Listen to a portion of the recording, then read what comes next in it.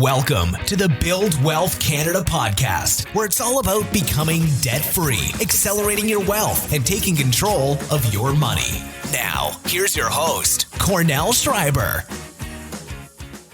Hey, it's Cornell, and welcome to the Build Wealth Canada podcast.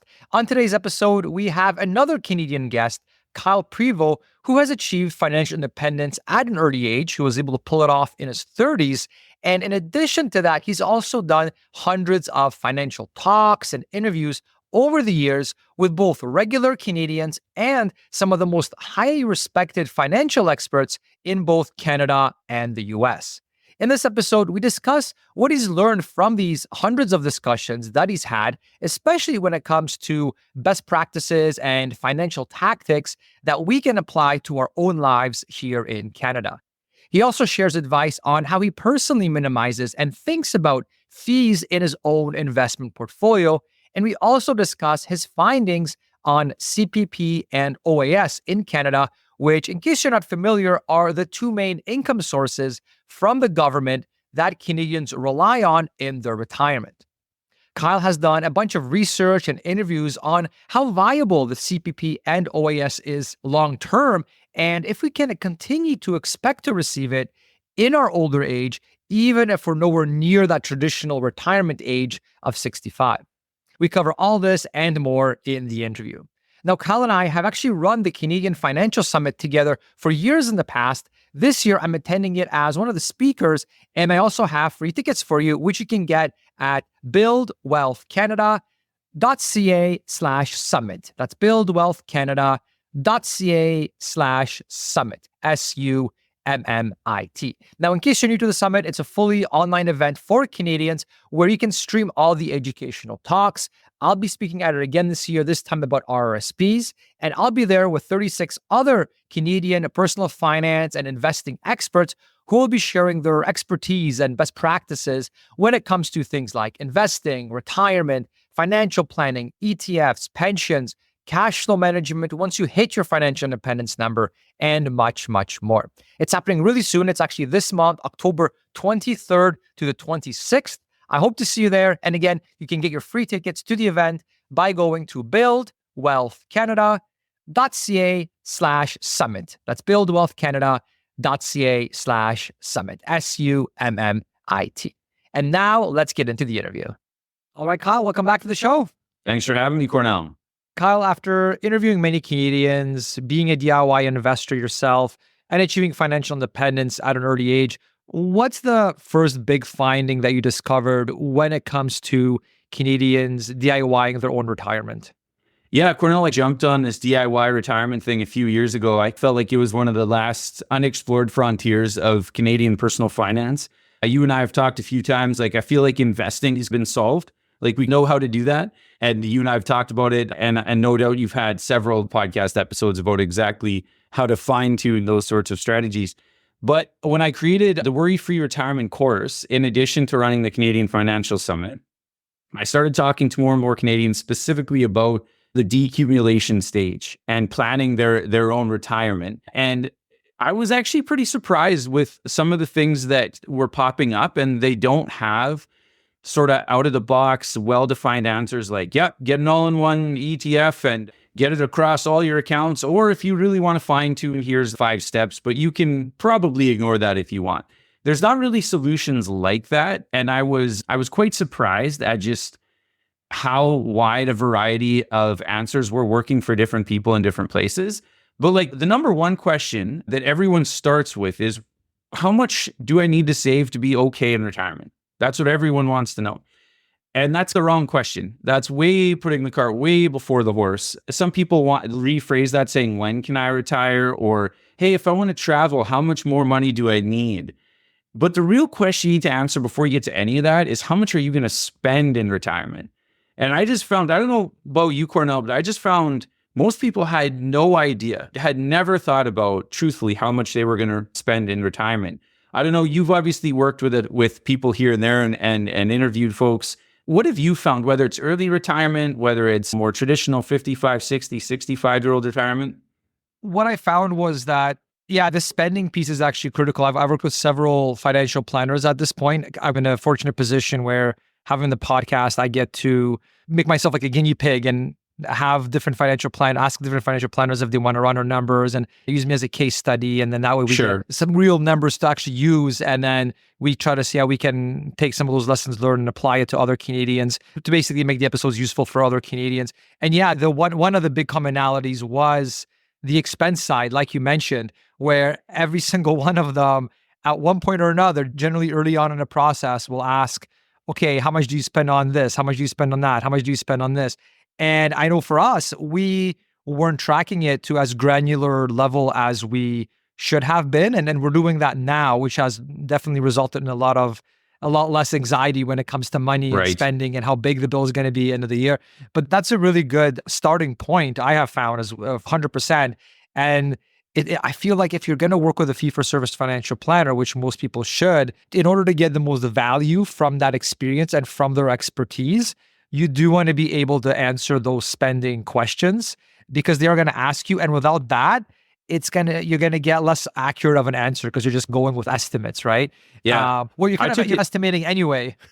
I took it one step further, Cornell. I point blank say in my Worry Free Retire course, I'm like, look, there is absolutely no way to know if you, quote unquote, if you'll be okay in retirement or what. There's no way you can come close to understanding what sort of a portfolio you need to generate certain returns before you have a ballpark estimate of what you're going to be spending. And it doesn't have to be to the dollar, and it can be dynamic. You can change that as you proceed through life and your saving and spending habits change a little bit. But I read all the research on Canadian specific. I dabbled in the US market just because there's so much more research, just bigger population down there. And I thought maybe that was somewhat comparable. And yeah, I can't emphasize enough to people that they need to start by thinking about what their ideal retirement's going to look like. So here's a little bit about what the research had to say and some of the realizations that I've had in helping like real Canadians DIY their retirements. The estimate that came up a few times was most Canadians will spend somewhere between $35,000 to $120,000 in retirement. Well, yeah, duh, of course. That's quite the range. That's the like broadly defined how every politician defines the middle class, right? And so like really, again, we can't emphasize enough, whether you're going to live in a downtown loft in Vancouver or Toronto versus you want to be a snowbird and have a summer home on the prairies and rent down in Florida or Texas in the winter, or whether you just want to purchase a semi-rural property in the Maritime somewhere to retire. Maybe you want to be a full-time renter. Maybe you're going to own your own home. These are all massively different spending numbers that you're going to have. And so to try and say like, here's what the average Canadian thinks. And of course, there was that $1.7 billion figure that came out a couple of years ago. And I jokingly say, you need to really think about that number, write it down, and then throw it in the garbage because it's completely useless and has no bearing to your situation. So somewhere between 35 and 120,000. Okay. So then you often hear 70% being thrown out. Look at your spending as of today, as a couple, as a family unit, take 70% of that. That's what you'll be spending in retirement. And again, that number is garbage. I tried to find out where I read like several news articles where guys like Rob Carrick had said, yeah, we've all tossed this number around. And I tried to do some research on it. And I didn't come across where that number came from until I interviewed Fred Vitisse, who has written about many things about Canadian retirement. I would argue he's probably the top DIY retirement expert in Canada. And Fred, to the best of his knowledge, he thought that the 70% number came from when government pension plans started several decades ago. He thought that it was just a number basically pulled out of thin air, the highest possible number that was like somewhat rational or plausible, so that it was a negotiating tactic by the unions to maximize their pensions, which like great idea on their part. But that's like, to his knowledge, that's the only way. That was the first place 70% started getting used. And it really makes no sense. I think unless you are a childless couple who's currently renting and plans to keep renting, maybe at that point, 70% starts to come close, I would say. But for the vast majority of people who are in more average situations, whether you have one or two children, whether you own your own home, this is more the case. And in those situations, you're going to have your mortgage probably paid off, hopefully paid off by the time you retire, or it'll come maybe the first couple of years of retirement, you'll be done with it. Hopefully your kids will be financially independent from you at that point in time, or you'll maybe have an RESP set up to get them through those final few years of university or whatever. You won't be spending nearly as much on like wardrobe, commuting costs, things like this that are job dependent. But he said more like 40 to 50%. And I know some early retirement people who are down at like 30% of what they were spending before. So again, I wouldn't use 70%. Again, there's no real rule of thumb that's going to come close to actually sitting down and looking at envisioning what your retirement will look like. Some other like data points that I thought were relevant. We know conclusively that about 37% of Canadians qualify for the guaranteed income supplement because we have that data from the OAS. And that means you live on less than 21,000 Canadian. Now that would be each. So like you could look at that as a couple, but I know that not a lot of people want to make it their goal necessarily to live on sort of what we consider the senior poverty line in Canada. But I thought it was just an interesting mental exercise to say, okay, if 37% of the country can get by on this, then maybe that's an interesting baseline to start from and then layer on additional spending on top of it. Another interesting stat I'm just going to read off some notes here, Cornell. A writer named Nick Majuli in the US wrote that for Americans that had investments going into retirement, so obviously that's not everyone, but out of the ones that did, across all wealth levels, 58% of retirees withdrew less than their investments earned. 26% withdrew up to the amount that the portfolio earned, so the capital gains and the dividends. And only 14% of retirees with a portfolio, an investment portfolio, actually ever drew down the capital, which to me tells you people are being incredibly cautious in regards to spending their nest egg. And probably they actually should be spending more if their goal is to fully utilize their investment portfolio. So yeah, those are just some of the rules of thumb that I advise people to think about as they were proceeding through that. What is my retirement going to look like and how much am I going to spend? And then we can work backwards from there in terms of how much do I need to save today? Have you gone through this exercise yourself? Like when you guys were approaching FI or having reached FI, and then when that happens, you go through this analysis of, okay, what do we want to do now with our lives, that whole thing. And did you go through that exercise at that point? My wife, Molly, and I did, Cornell, and that kind of leads me to the second thing I want to talk about here is the way I did that is I talked to you. I talked to several other FIRE people who'd retired a little bit younger than the traditional average. And I said, look, if you guys don't mind me asking, what do you guys spend? What does it look like? And obviously, many bloggers will actually put that information online. So there were several Canadian bloggers that had wrote down, okay, here's what I spend on this. If I've got a mortgage or I rent, here's what I pay for that. And that in combination with tracking our own spending. Now, I will say, as I've tried to make clear in the past, it is a little bit easier. My wife and I don't have children. So that obviously makes things a little more simple or consistent in terms of planning. But including yourself, there's many folks that I know that do have children and make the plan work. So yeah, I think you cannot underestimate the power of actually just talking to people about retirement and what the spending is. And so what I actually recommend in my course that I do, I'm like, look, this is super awkward. This is going to be the most socially awkward thing we do in this course.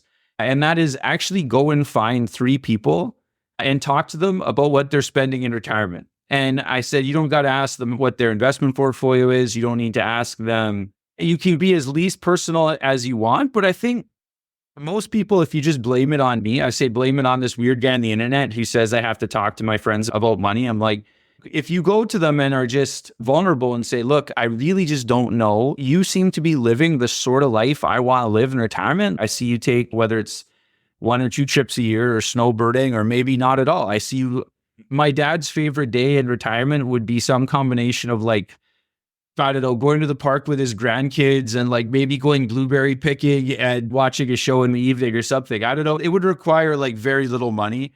So therefore, maybe he wants to talk to someone who's doing that sort of a thing in retirement. And just be like, I'm going to be fully confidential about this, but can I just ask what these things spend? And do you find yourself spending more or less than you thought you were going to spend going into retirement? And I think if you have 2 or 3 conversations like that with people that are living where you want to live when you retire and living the lifestyle you want to live, that is a far better data point than any sort of cross-country average, which is really kind of irrelevant.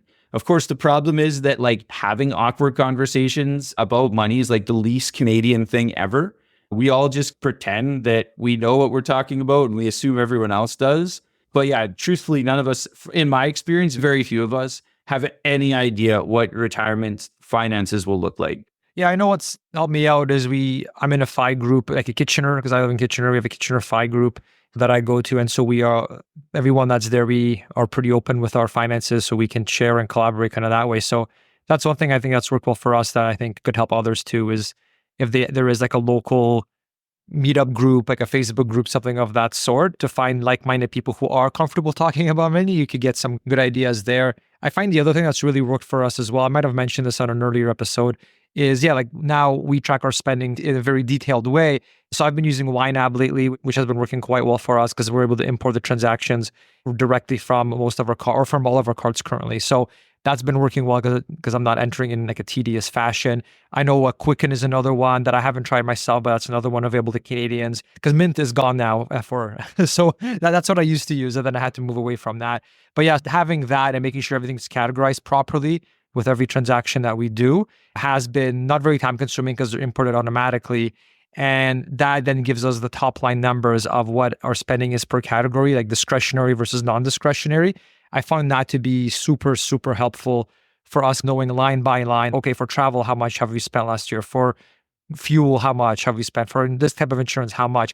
And then I think, so I do that personally now because now we're actually withdrawing from the portfolio. And so I want to make sure I'm not over withdrawing and I want to know roughly what I'm going to withdraw next year. So I find that being in the full fire thing, that's been very helpful to me. I think for people that aren't retired yet, but maybe are approaching it and they're trying to figure out, well, how much will I spend in retirement, but I'm not retired yet. I think to do that exercise is still very valuable, like what we do. And then you can take a look at those different line items and say go through them one by one to decide how much would this one change and how much would this one change if we became retired. So like for accommodations, okay, our mortgage will be paid off by the time we retire. So obviously our accommodation number is going to change a bit. So you change that. Or we're going to live to a lower cost area like you, Kyle. You're living in actually maybe you're in a high expensive area. I know you're in South Korea. I'm sure there's expensive and inexpensive parts. Yeah, the last couple of years we've been traveling around, but I think you're referring to like where I grew up in rural Manitoba. Yeah, that's right. You can go through these items and then you can say, okay, clearly, because you can estimate pretty accurately, I think, okay, if we're moving out of Toronto and we're moving into like rural Manitoba or like somewhere out east where maybe we're less expensive, okay, we should make an adjustment for our anticipated expenditures for the coming year. And so I think by going through that exercise, you can get a fairly accurate representation. And obviously you add in some buffer because a lot of it is still estimates at this point. But I think that can really help people and reduce a lot of anxiety. So I think this way you've got your own numbers for your own lifestyle. Plus then you add what Kyle was saying on top of that, where you're now talking to other people about it as well, just to sort of see how that compares to your numbers, because maybe one numbers looks way off from someone else, and so you can kind of dive into it. Maybe you were underestimating, or maybe you haven't thought of something. I don't know. So I think by those two methods would be helpful. Here's one example, Cornell. Take my parents, for example. They do enjoy travel, and because they live in rural Manitoba, they enjoy it even more in the winter. And their cost of living is a little bit lower and has been their whole life. So they have a little more discretionary income than someone who earned a similar income in an urban place. And they were like, oh, we're going to travel. And so they mentally budgeted in the similar weekly amount when we would take trips as a family when we were kids. And of course, they didn't really think about it beyond that because it's all back of the envelope math. And they're like so many thousands of dollars per week and this much for tickets. And not only were my brother and I not there, so of course it's like way less money to like go out to eat or to buy groceries, or the hotel rooms don't have to be as big. That's actually a smaller factor. The much bigger factor is that my parents now do the vast majority of their travel in shoulder seasons as like places that are like, whether it's their fall, which is the Canadian start to winter, especially if you live in Manitoba, or whether it's early spring somewhere. And just that alone just cuts it can cut somewhere between I would say 30 to 70%. And my parents aren't like comparison travel hackers. They're like the furthest thing from that. They're like, find whatever like Google says to do it, just do it. Or like maybe even get someone to help them out as a travel agent. But just the fact that they're not traveling during peak times, there's an example where if you were to talk to someone who were already retired, they'd probably tell you that you could take advantage of a few more things as a retiree and having that flexibility. So that's just one example of how talking to people can actually result in a much more accurate budget if you haven't been retired before. Yeah, that's a good point. And now a quick intermission to tell you about an additional free resource that you may find helpful. On this podcast, we often cover best practices that can not only help you now, but will also be relevant throughout your investment lifetime. But what if you also want an update on what is happening with your investments, the markets, and the economy right now? So to help me stay up to date on these topics, a great Canadian podcast that I listen to weekly is called Views from the Desk. They provide timely information for us Canadians on what is happening to our investments right now, as well as other key factors affecting us, like changes to our interest rates, our inflation, and regulatory changes that we should know about here in Canada. The podcast is hosted by BMO ETFs. I'm a huge fan of theirs. I own a lot of BMO ETFs myself, and it's a great resource for both new and existing ETF investors. I hope you check them out. All episodes are available for free in your favorite podcast player. Just search for Views from the Desk. Can you share another commonality that you found in all your years of research, talking with many Canadians, another kind of element that you find people struggle with or that we should really focus on? Yeah, here's another one, Cornell, and I think this has been impacted big time by the media down in the States, is CPP and OAS aren't going to be there for me. That's a for sure. It's all a Ponzi scheme. It'll never be there. I paid into this, and people genuinely believe this. My dad, to this day, every month that he gets that automated deposit from his CPP and OAS, this might be the last one. Yeah. This is fantastic. I can't believe this works. Like, the government just sends me money, and I'm like, yeah, Dad, you paid into it for 4 decades, basically. Like, it's there. It's the money's in an account. I mean, when you're talking about CPP, which we'll get into, look, plan for CPP and OAS. This is crazy. Don't be like, the number of people I talk to, they're like, if it's there, that'll be the cherry on top for me. But I want to plan as if it's not going to be there. And I'm like, that's crazy. You're going to work like many more years than you need to, or it's just not at all optimized, nor is it logic based. So I'm going to throw a few numbers here. I'm going to read off some notes just to provide listeners with some sort of a big picture view. As of 2024, CPP monthly max, the monthly max check you can get, I'm going to round these numbers, is $13,065. So $1,365 a month. But that's not the average CPP, which is the much more relevant number for most people. So the average monthly check that most folks are going to get is more like $811 per month. OAS for most Canadians, if you've lived in Canada for 40 years, is going to be $713 per month. So that means annually, yearly, if you combine those two figures, you're looking at just over $18,000 Canadian. And obviously, if you're a couple, you're going to be in that $35,000 to $40,000 Canadian territory. That's a pretty good starting point for a lot of folks for their retirement. And it's good because obviously many Canadians end up depending on that money. But this idea that it's not going to be there or that it's going to come down is quite weird to me. The most recent sort of actuarial numbers that I could find on the CPP in spring of 2022, the CPP investment fund had achieved an annualized return of 10.8%. I would think that number is probably, if anything, a little bit higher at this point, just because we've had 2 pretty good years in the stock market. That is probably unlikely, I would say, to be that high in the next 20 years. But even if it's most of that number, that's still pretty good. The CPP it's handled by pretty smart investment professionals. It's pretty widely respected in the world. Now, I would say I think they could stand to trim a lot of the sort of more esoteric stuff the CPP is doing and trim the fees a little bit, but then we're getting into the weeds and we're nitpicking. I just want to say, generally speaking, they've proven that they know what they're doing.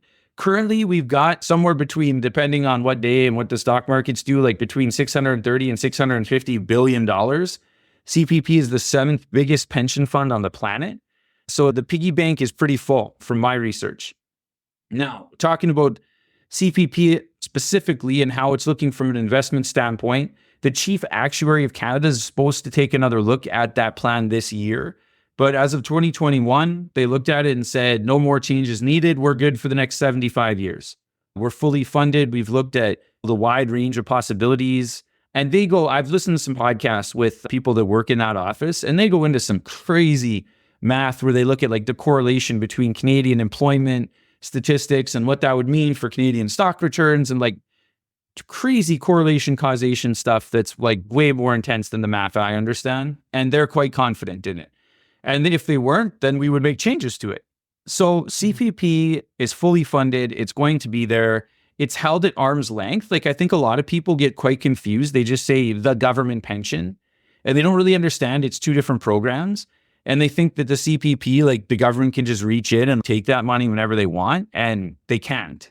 I don't know, maybe if there was like some sort of like collapse of civilization or something, the Canadian government could reach it and do that, but I can't. There's been no precedent for it, and I can't fathom a politician being able to do it is ridiculous. So that's the CPP. We look at OAS, it is a little bit different. The OAS payment is taken out of general tax revenues every year. So that is something where the government could conceivably say, hey, times are tight, we're going to cut back on OAS. Now, will they do that? I would say better chance that the Leafs will win the Stanley Cup, basically. And all that to say that it ain't going to happen. It hasn't happened. Stephen Harper, years ago, tried to say, okay, people are living longer. Let's gradually, over 2 decades, let's gradually move the OAS payment year, the standard year, from 65 to 67. And grandfather in everyone who's in the next however many years. Don't worry about it. You're going to get it just as it was before. And people went crazy, and there was a big backlash, and it was one of the first things the Trudeau government changed when they got in. They've now made OAS even more generous. So there's no momentum, and there's no political will. There's no political party that I've seen looking ahead to the next election that's talked about OAS at all. So I think there'd be a very stiff penalty if they were to change that program. And I don't see it changing. You can safely, I cannot emphasize enough, I did not talk to a single financial planner that was like, yeah, don't plan for the CPP and OAS to be there, or plan for it to be cut by 50%. Even in the US, where it's a totally different program, Social Security will still be there in some capacity. It just might be reduced. And that's a totally different setup than we have here in Canada. And we read all the US alarmist headlines, and I think they send us down the wrong path there. Yeah, it's so many people rely on it. And yeah, for a politician to go into that subject and try to change it, I mean, it's like political suicide potentially, right? To try to do something like that. So yeah, I hear you. Now, speaking of pensions and guaranteed income, one tool that Canadians can use to create their own pension-like income is through the use of annuities, which I know you've done some research about. Can you speak to your findings around that and what our options are as Canadians when it comes to getting that passive income for life through the use of something like an annuity, especially for those that don't have the defined benefit pension plans that a lot of the your teachers and police officers have? Yeah, so this was like a fourth area that I was surprised about over the years in researching this and then talking to Canadians. Like many Canadians, when I first started researching retirement stuff, like annuities are not something that the average blogger writes about, right? Because we skew a little bit younger, like maybe Gen X and down, where people are just now looking at retirement in a lot of cases. So it's not the same as picking stocks or ETFs or maybe even something like insurance, where it's something that we're dealing with all the time. And I had this idea of niche product. They have a lot of fees attached to them.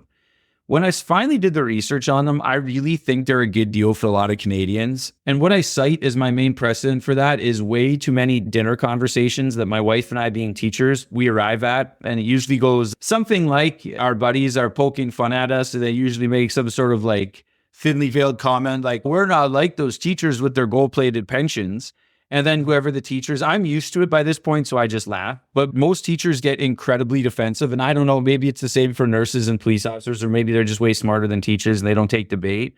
But the number of teachers who instantly foam at the mouth and respond with something like, if you don't like it, you could have went to school and you could have spent 3 decades in the classroom, and they get super angry about it. And there is some statistical truth to the idea of like, hey, when I was 22 and got my first teaching job, you know what I didn't want to do? Set aside like 10% of my income. Yeah, it's quite a bit. Yeah, but I had to. It's kind of hurt in the beginning. Yeah, absolutely. Plus, but I had got to. Your union dues and all that. I mean, the deductions are quite significant for teachers, for sure. Yeah, they were. Not to say, obviously, that gets matched by the government at a very generous rate. And it is a pension plan that most people will never get the benefits of. So I urge teachers and everyone with a defined benefit plan to be cognizant of that. But it's interesting because there's this pension envy. I've come to the very strong conclusion on both accounts that Canadians love the certainty of fixed income for the rest of their life, and they hate paying for it. Both are true. So obviously, if you haven't been saving into some sort of a pension plan, whether it's a defined contribution or a defined benefit plan, you're going to arrive at retirement and you've got these decisions to make in terms of how much do I take out of my portfolio at what times. And many Canadians find these decisions of decumulation to be really intimidating. And I think they are significantly harder than actually wealth building through investment. And an annuity is a super convenient, super simple plan to help with this. And in the course, like I kind of lumped together the idea of deferring your CPP and OAS and annuity. They operate very similarly, where it's like you're giving up some of your personal discretionary assets in the short term so that long term you can guarantee a certain amount of money until death. And the reason this works is what obviously some folks, you're all putting money into the bowl, and some folks are going to pass away a little bit sooner than others, or a lot sooner in some tragic cases. And that helps spread that money out more efficiently in terms of guaranteeing a certain amount of money to you and taking some of that risk off the table. Now, again, a lot of Canadians, very few Canadians are interested in annuities right off the bat. But here's a couple of notes by authors who are many decades in the Canadian financial industry. So David Aston called annuities, quote, maybe the best financial product that hardly anybody buys. Canadian professor of finance Moshe Milevsky was quoted in Money Sense as saying, just about every expert who has studied annuities believes they are the most effective safeguard against longevity risk or the possibility of outliving your wealth. That's remarkable because you can't get economists to agree on anything, which is true. I agree. So let's take here's a basic back of the envelope math on what annuities are, Cornell. I took a quick look here about a week ago. Let's say that John's retiring. He's about to turn 65. And he goes to, I don't know, BMO or another. He compares some different annuity providers. He decides that BMO's got the best deal right now. He's going to give him $100,000. Now, it can be out of his RRSP or it can be out of any other amount of money he has anywhere. BMO in return is going to say, thanks, John. We're going to send you a check every month for $591 until you pass away. Now, there's many different annuities. This is the most plain vanilla of them. But just to illustrate what that is, that's what John would get. Now, if you add up $591 and you add that up over 12 months, John is getting it's not, when you talk about investment returns on annuities, it's a tricky subject, but he's getting 7.1% back on his initial $100,000. That's a pretty good deal. That's way better than you're going to find on any other fixed income product in Canada right now, or for the last 3 decades, frankly. And now, obviously, the trade-offs in that are that if John passes away younger rather than older, he's going to have given up $100,000 and not gotten great value. Usually the break even on something like this is like between 10 and 13 years, depending where interest rates are. And you might say, what if John just keeps his money and invests in stocks? But this is not an apples to apples comparison because your risk is much higher at that point. Like you have decades in the stock market where there are not many gains. And if John hits one of those decades right as he turns 65, which there's a small risk of, that's not great. And that's obviously the worst fear for a lot of Canadians. And an annuity takes a lot of that risk off the table. So I just think that it's a super safe, and just to illustrate how safe it is, even if in this case, John's company BMO were to go bankrupt, which those big banks, insurance companies do pretty well in Canada. There's like a third-party option a third-party insurer called Assurus that the government has set up that guarantees those annuity payouts up to a couple $1,000s a month. So up to $2,000 a month, it's more or less backstopped by a government-ran sort of lender of last resort, I guess you might say. That's probably not legally and technically correct, but it's backstopped by the Canadian government and law, I guess. So that's how safe these things are. And it's so convenient to just get that check. So it's worth looking into. I personally, Cornell, looking at this in my own life, I plan to definitely annuitize whatever my fixed income was going to be as I head into retirement. So somewhere in that 20 to 30% range. And that I read a couple books by Alexander McQueen and Moshe Milevsky. And that does seem to be their sweet spot, somewhere in that 20, 30% range. And I do plan, in addition to deferring CPP, I do plan on annuitizing. And I think For me, one of the key reasons I will be considering that is that it will give me confidence to then keep the rest of my portfolio fully in equities and not be at all concerned if the stock market goes down 45% in a year. So you're thinking basically doing it to the point where it'll cover your expenses to a minimum level so that you're never essentially forced to sell equities during down markets. Is that the thought process? Yeah, and exactly. And also just on a pure emotional standpoint, it just will, exactly, Cornell, it'll allow me to ride out the rough, just as if a GIC ladder might do a similar thing. And there are some fees up front, and in a lot of cases, they don't do a great job of disclosing them. But if you ask, they have to tell you. And when I found an OECD study, and they had Canada ranked as one of the top countries in terms of the value you were getting for the fees paid. So in other words, the vast majority of profits, because of course, those annuity companies take your money and invest it, much like an insurance company would. And many of them are insurance companies. And then they pay you out of those investment returns, but they can stretch their investment horizon multi-decades like a pension fund does, whereas you obviously couldn't do that. So that combined with the death credits is how you get that higher percentage return. And so, yeah, the two academic studies that I read in depth were quite complimentary of the Canadian, maybe just below the British annuities, which are a much deeper market. It's just a product that is used more in the UK and has been for centuries actually in the UK. So I think you get pretty good value for what you're doing there. Are there any resources you can recommend on that subject, particularly if someone wants to look into it or do like a buyer's guide, what to look for, what to look out for, what questions to ask, anything like that you can recommend? Because it is something that's not discussed as much. But I do think there are people that definitely want sort of that guaranteed income, at least maybe probably not for their entire portfolio, but at least to maybe cover off some of the fixed expenses that they know they're going to have in retirement so that they never have to worry about paying, for their rent or hopefully their mortgage is paid off by paying off their property tax or groceries, things of that nature. Yeah, Alexander McQueen and Moshe Milevsky, as I mentioned, they are, in my opinion, doing the research. They were the two primary Canadian experts. They wrote a book called Pensionize Your Nest Egg. They've also written a few other books on this. Obviously, I took their research and supplemented it with some of my own research and conversations I've had with many Canadians. And that's when I made the online course, Worry Free Retire. There's a whole quite substantial chapter on annuities because obviously, if you're going to do it, it is a massive decision. We're talking six figures, money down. So I go into numerous different examples. I address the whole idea of, but what if I just kept the money and invested it? I compare the idea of an annuity versus just deferring your CPP, which is an interesting debate. But yeah, so those would be the information sources that I would lean toward. Mm-hmm. And Cal, one of the largest variables that can have an impact on how early we can retire and how wealthy we are long-term is the fees that we pay on our investments and the fees that we pay for financial planning advice as well, particularly if the fees are taken out as a percentage of our portfolio.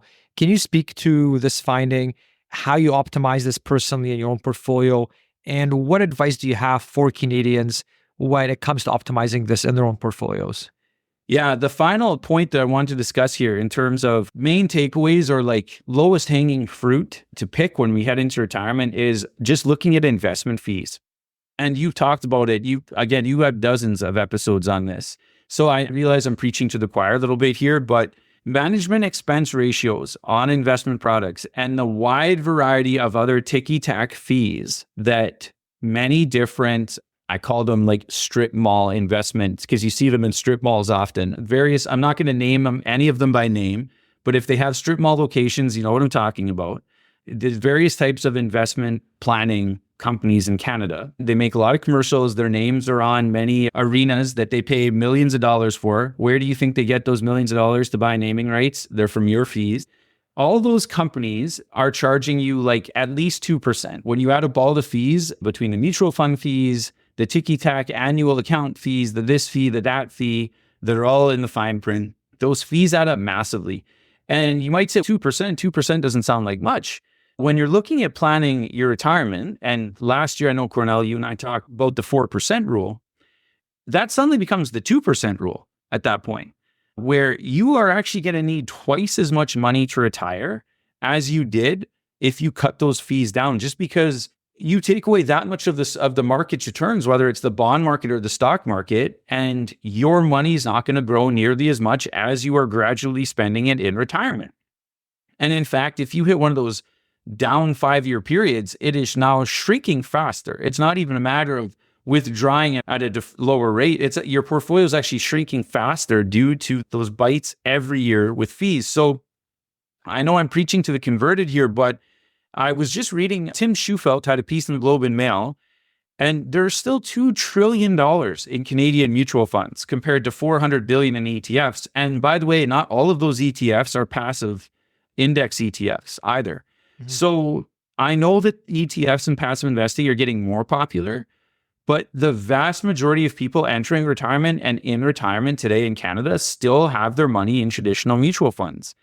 And I just find this crazy. Like, if you don't want to learn about investing and you have some savings as you head into retirement, just use those savings to defer CPP and just keep it super simple. Just defer CPP. If you're just going to keep money in a high interest savings account and you don't want to get involved with investing, just spend the money when you're 66, 67, 68, defer your CPP, take the bigger CPP check every year after that.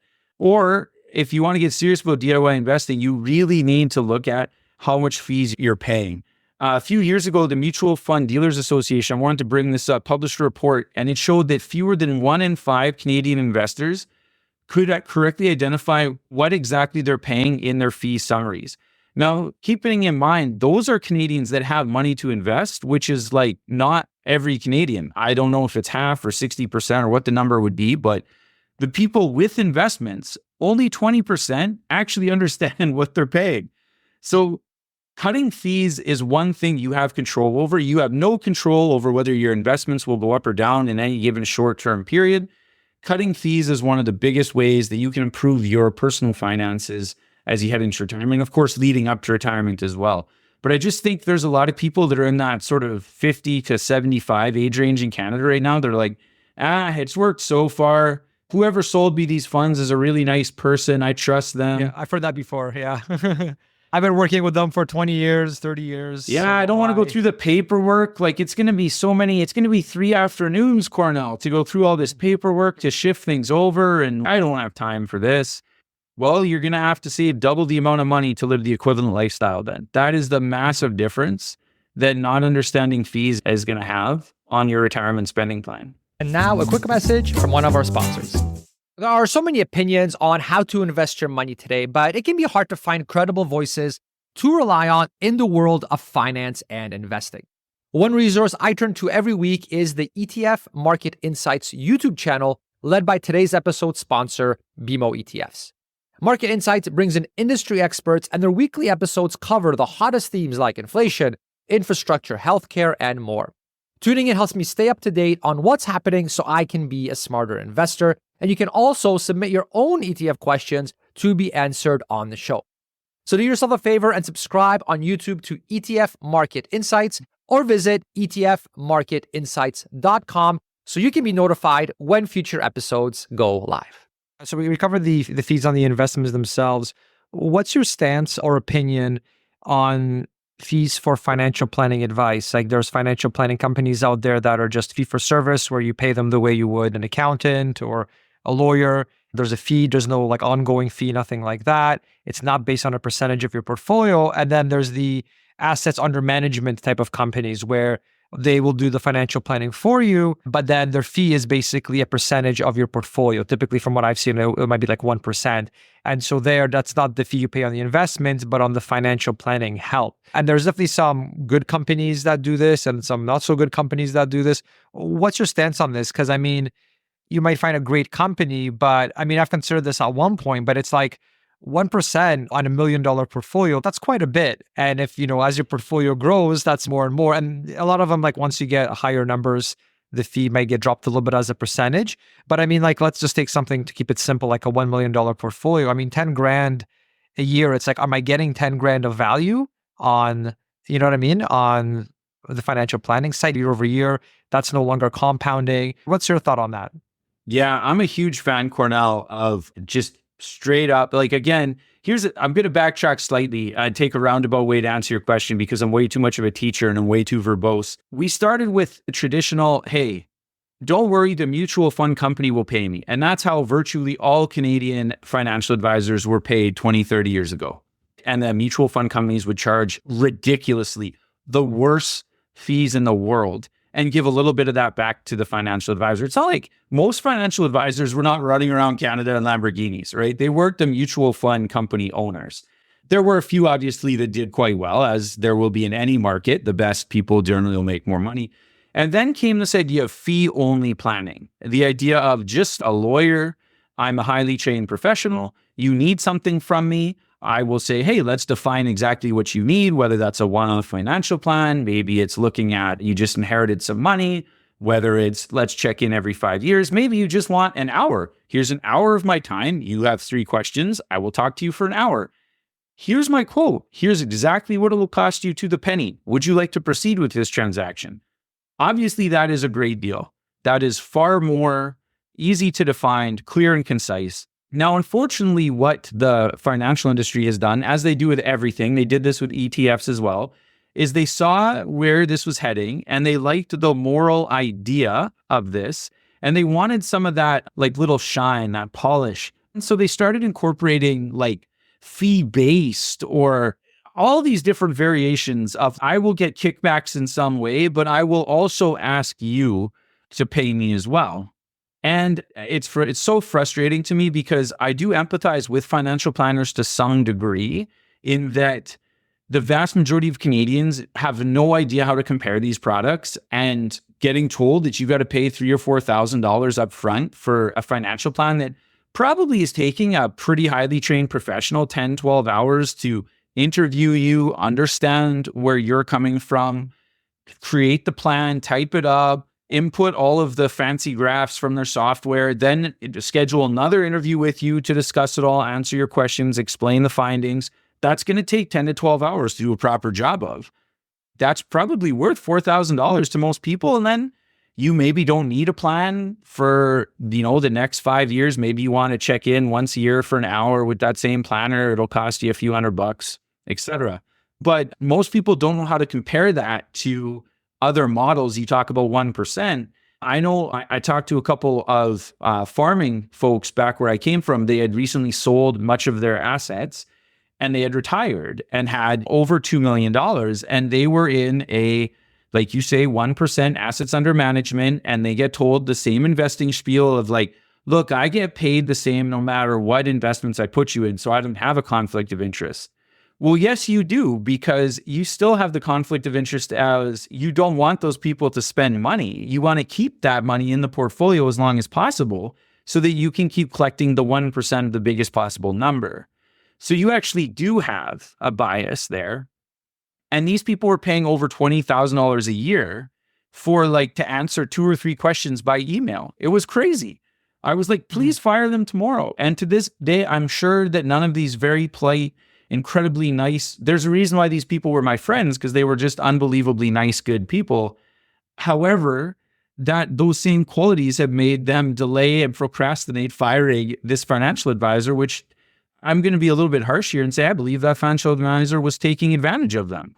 Now, because people don't know how to compare these things for value, I do empathize with the financial advisor that's sitting there going, look, I don't want to re-educate the entire population of Canada. I don't want to be responsible for that. So all I can do is play the game the way that's currently defined on the current field.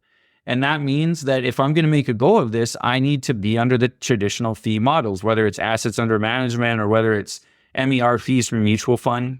I'm a good person. I'm going to provide good advice, but I am going to get paid this way. And I really am trying my best, and I know you have as well, Cornell, to say just put maximum pressure and maximum education out there to try and shift as many Canadians as possible to this fee-only model of just getting an upfront quote, and there's no surprises, and everybody understands exactly what is being paid. And obviously, Objective Financial is the presenting partner of the Canadian Financial Summit this year. And I know you've had several different Objective Financial people, CFPs, on the podcast, Cornell.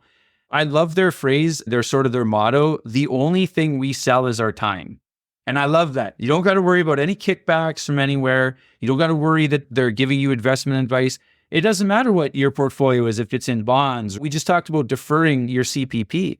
If I'm an assets under management CFP, I don't want you spending down your portfolio in order to defer CPP. I want to keep collecting my revenues on your portfolio for decades. No, take your CPP now today. Don't buy an annuity.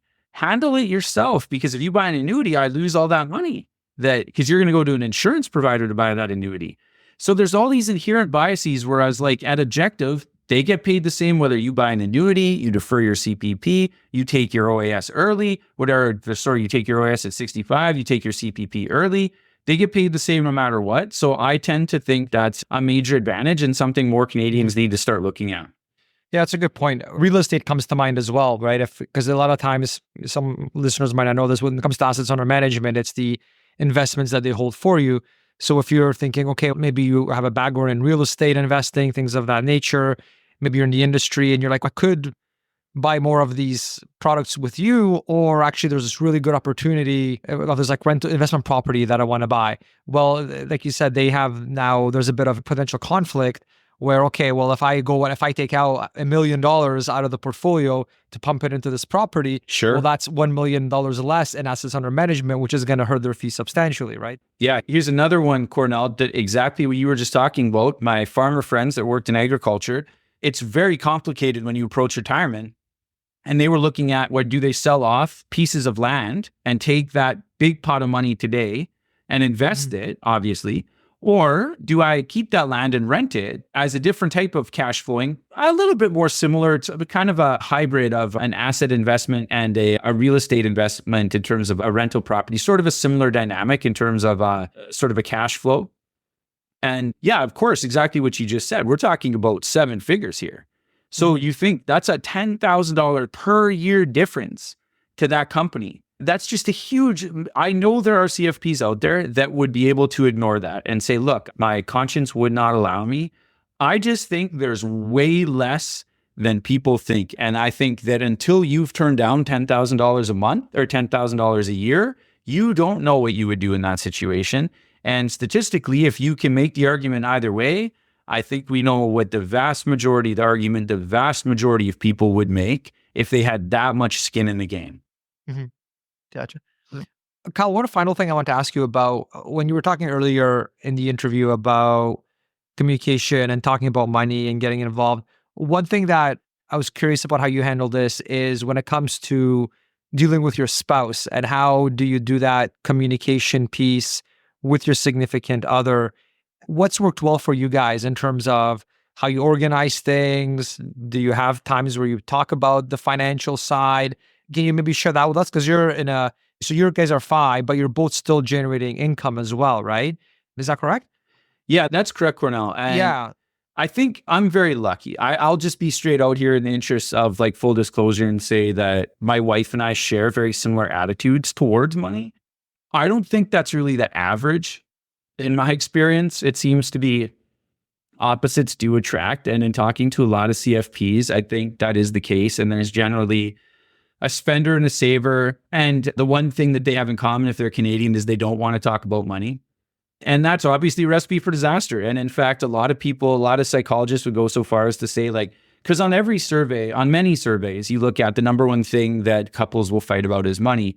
But the dirty secret is it's almost never about money. It's always about values, because money is just the transaction mechanism, right? Like money is just the tool you're using. But what you're actually fighting about is what's more important, spending money on X purchase today or saving money for the future. And I think it really does come down to like, I'm certainly not a marriage counselor and I have no expertise in that area, but I really do think that it comes down to just being like as open and honest as possible so that there are no surprises. And it's worth having like maybe a 10-minute awkward conversation once a month, or a 1-hour awkward conversation 3 times a year, or however you guys want to organize it to make sure you're both on the same page. Yeah, it's not a lot of fun to sit down and be like, okay, let's look at the investment portfolio. Like, if this goes down 30% next year, what are your thoughts on that? What sort of, obviously they're not good thoughts, but like we need to know, how would you feel tomorrow if our portfolio, I opened it up and it looked like this? Or I think we can afford to spend a bit more. What do you think about spending a little more in this areas? And obviously, again, I'm fortunate. My wife proofreads my writing for me.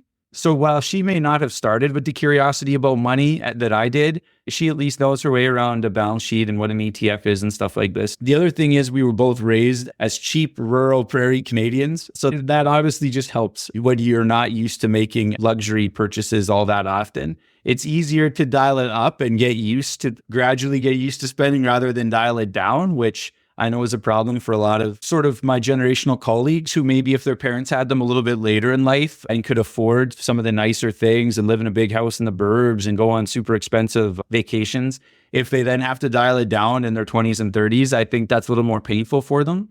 But yeah, I don't think that there's like any silver bullet there, Cornell. I just think don't let there be any surprises. And for goodness sake, have the talk earlier in the relationship rather than later. There's horror stories where people are like a week to the wedding and they reveal how much student debt they have and stuff like this. For goodness sake, don't do that to yourself. There's enough inherent problems with being roommates and sharing so much of your life with another person. Don't let financial surprises throw a real wrench into things. And then the second last thing I want to ask you as well is, because you guys hit your fine number a little while back now, and then you're both still deciding to have these side projects which do generate some income as well. What keeps you going? Do you know what keeps your wife going? Because you and I have noticed this a lot being in this for so many years now, where just about everyone, possibly everyone that we know that has hit FI, they still take on some projects that inevitably end up making some sort of income. And yeah, like what motivates you to keep going? What motivates you to take on new projects when mathematically you don't really need to anymore? Is it so that you can take more trips, or is it something else? Can you, maybe share that with us? Because I think, I think, Cornell, if it was like a pie chart, it'd be like 80-90% would be just fulfillment in life in terms of trying to find a purpose. There's various ways to describe that, finding meaning. For example, I really enjoy teaching, but I hate the bureaucratic side of it more than I enjoy the teaching side, which I enjoy the teaching side a lot. So that gives you some indication just how much I hate the bureaucratic nature of our current education system. And I could go on for hours on that, so I'll just cut myself off there. Tune into my other podcast, Kyle's Problems with Education. No, I'm just kidding. That would be a very angry podcast to listen to. My wife, on the other hand, is more than willing to make that bureaucratic trade-off to be a teacher. So she really loves teaching. And after the last year where we did a digital nomadic life and we were bouncing around, she really missed the classroom. So I think she'll probably teach in some capacity much of the rest of her life. I could actually see her being like 75 and being like a, 6 days a month substitute teacher, or like taking a month leave for someone or something. I could totally see her being that person. And I think I'll probably help Canadians in some form or fashion, whether it's with finances or this past summer, I really enjoy like doing short bursts of time working with my hands and learning new things because I'm not very good at it. I've always been very self-conscious of it. And that's another thing where it's a new challenge for me and I get a real sense of fulfillment from doing that sort of thing. So I think that would be like 80% of the pie chart on why we keep working.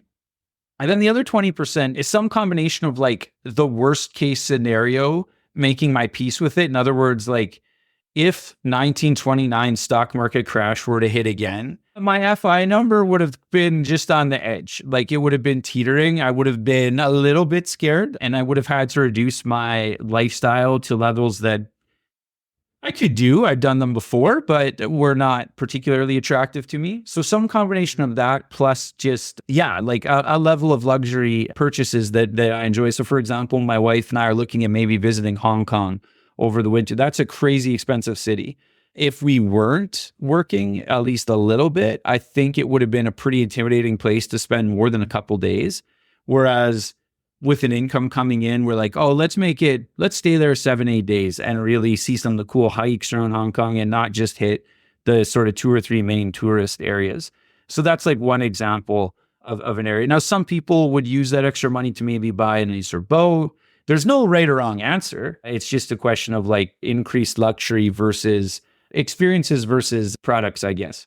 Mm-hmm. Makes sense. Awesome. All right, Cal. So finishing things off, can you tell us a bit more about the Canadian Financial Summit and what you have planned for this year? And for all the listeners, you can get your free tickets over at buildwealthcanada.ca/summit. So buildwealthcanada.ca/summit, SUMMIT. And I'll be speaking there about RRSPs together with Kyle, and I'll be attending there as a guest as well. So Kyle, tell us a bit more about what you have planned. Yeah, so it's our 9th year running the summit, and I think we've got it as a well-oiled machine at this point, Cornell. I'm super excited about the speaker lineup. We've got some of the old favorites, some of the highest watched or most highly watched and most popular folks from across Canada that are back. And every year we try and throw in some new faces, and that's no different this year. We got some new people that I think bring a little bit different dimensions. They're coming at it from a different angle, and I really think that's great. I would encourage folks to register sooner rather than later, simply because we've ran into in the past, we do have somewhat limited capacity in terms of we're too cheap to pay the gargantuan fees associated with unlimited everything at a virtual summit, whether it's bandwidth, whether it's email list, etc. So make sure you get on the list sooner rather than later, because there is sort of a finite group. And when I say come get your free tickets, I just mean come and sign up, and we'll send you an email and say, hey, you're in, your email is recorded. Here's the deal. Here's the details of the summit. Hit reply if you have any questions. So just make sure and do that sooner rather than later. Don't delay. Like Cornell said, he's going to put a link to his Build Wealth Canada Summit link, and you can check it out there. Cornell will obviously be there talking about RRSPs and some of the myths and misnomers around RRSPs this year. And there's a ton of other sort of cool stuff, including I dived a little deeper into what we talked about today, Cornell. Awesome. That's great, Kyle. So I will see you there. Thanks for having me back. And yeah, until next time. Thanks again, Cornell. All right, take care. Bye. All right, I hope you enjoyed the episode. Please share it with someone that you think may find it useful. And of course, leaving a review on Apple Podcasts or Spotify is always super appreciated as well. I'd like to end with a big thanks to one of our sponsors who, apart from my investing course, literally keeps the entire Build Wealth Canada podcast and website free for you. Do you know why asset allocation ETFs have become so popular? Asset allocation explains over 90% of the variation in a portfolio's quarterly return. So it's no wonder Canadian investors are turning to these ETFs. Today's sponsor, BMO ETFs, offers these innovative all-in-one solutions with the BMO All Equity ETF, ZEQT, the BMO Growth ETF, ZGRO, the BMO Balanced ETF, ZBAL, and the BMO Conservative ETF, ZCON, and many more. BMO developed these to help provide investors with ETFs that offer broad diversification and are also low cost and simple to use. These ETFs invest in a number of underlying index-based ETFs and are rebalanced automatically back to your set asset allocation or mix of stocks and bonds. They offer a hands-free approach to investing that is built on disciplined weights to provide exposure to different geographies and sectors all in one solution. BMO actually offers 8 asset allocation ETFs, and you can learn more at bmoetfs.com. Thanks for listening to the Build Wealth Canada podcast at www.buildwealthcanada.ca.